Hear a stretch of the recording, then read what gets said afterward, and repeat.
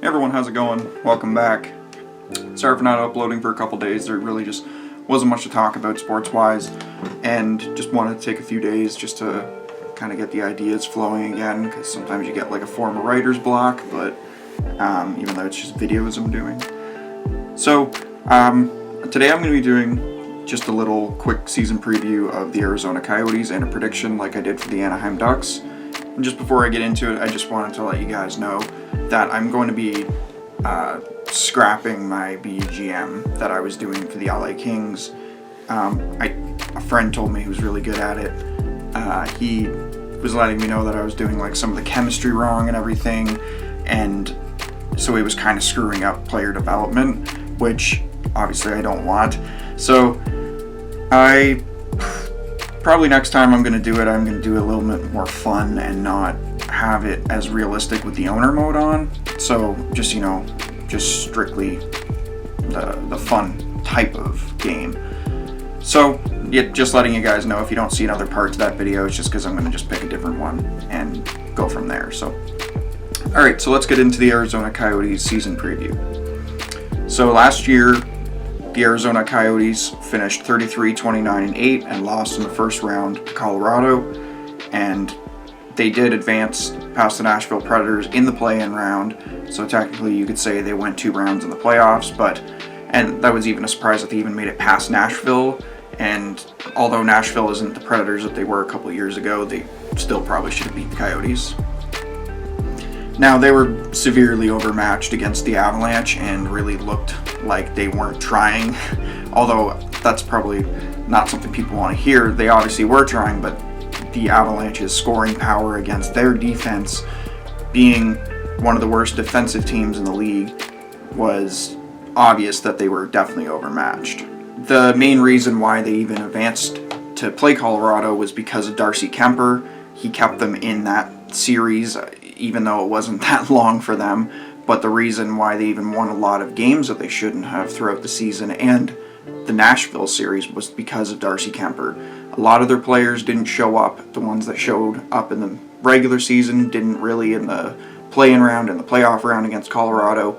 And now that they're talking about trading Kuemper is kind of confusing, because they do have Antti Raanta, but Kuemper was the one that was really carrying the workload and showing that he is a NHL starter and one of the top end goalies in the league when he is playing very well.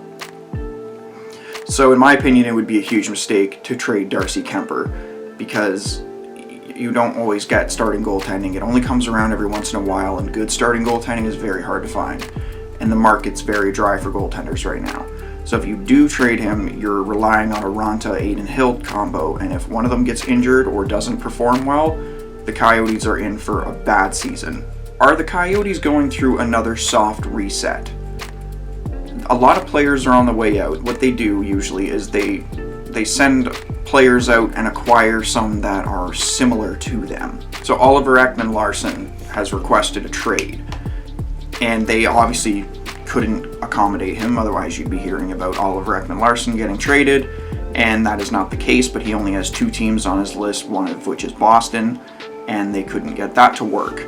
The asking price was too much for the Coyotes. So, and also vice versa. Obviously the Bruins weren't willing to give up what they were asking, which I didn't read what that was, or I didn't hear what that was, so I don't really have an idea of what they were even asking. Ekman-Larsson is the captain of the Coyotes, and he just became that a couple years ago after Shane Doan retired.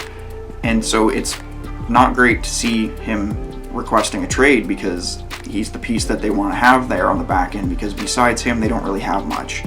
And I know Jacob Chychrun is good, but he's definitely not a top defenseman in the league right now like Ekman-Larsson.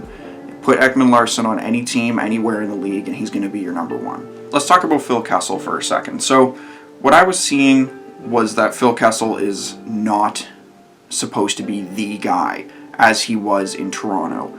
They were like, you are a first-line winger, and you are going to produce first-line numbers, and you're going to play first-line minutes.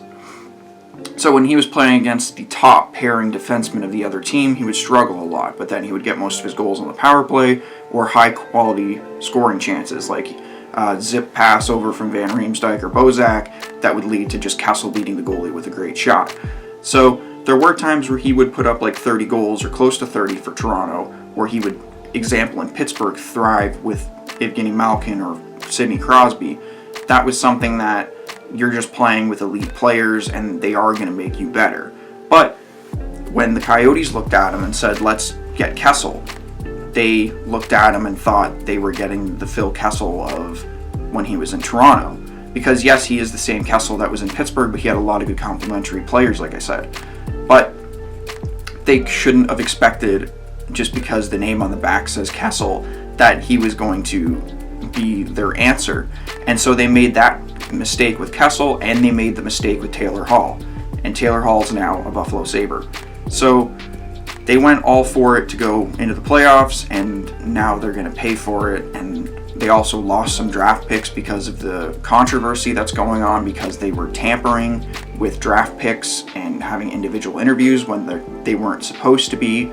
So the Coyotes are in a big mess, and it's obviously not a desirable free agent destination, and I think a lot of teams are looking at like dysfunction coming out of that city and that team, and that's probably going to make people not want to go there, or in Taylor Hall's case, sign a long-term extension there. So my prediction for this is that they're not going to make the playoffs, but it wouldn't surprise me if they snuck in, because a lot of teams in the West flip-flop and are good one year and bad one year.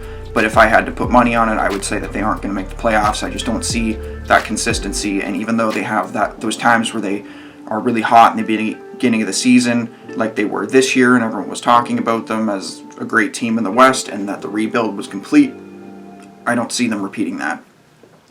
So yeah, final prediction is that they will not. Alright, so that was the Arizona Coyotes season preview for the 2021 season, whenever that's going to be starting.